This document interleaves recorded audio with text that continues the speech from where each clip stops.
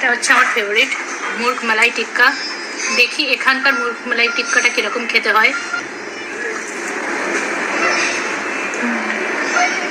সে মুর্গ মালাই টিক্কা চিকেনটাকে ফার্স্টে টিক্কা করে নেওয়া হয়, তারপরে যে গ্রেভিটা আছে গ্রেভিটার মধ্যে কিন্তু বাটার আছে, ক্রিম আছে, আর মানে মালাই যেটাকে বলে, আর এছাড়াও দিল্লির চাট মশলা, স্পেশাল দিল্লি স্পেশাল চাট মশলা যেটা হয়, এটা এখানকার স্পেশালিটি, ওটা আছে, আর ধনে ইউজ করা হয়। সো এটা ওভারঅল খেতে আমার তো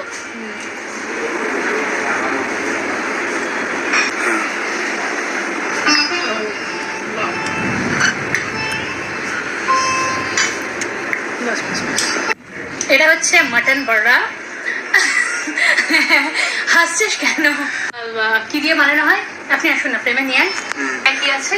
এটা আমরা কি মাটন বড়া আছে নামটা, এটা বড়া মশলা আর বড়া মিলে দুটো মিক্স করে আমরা গ্রেভি তৈরি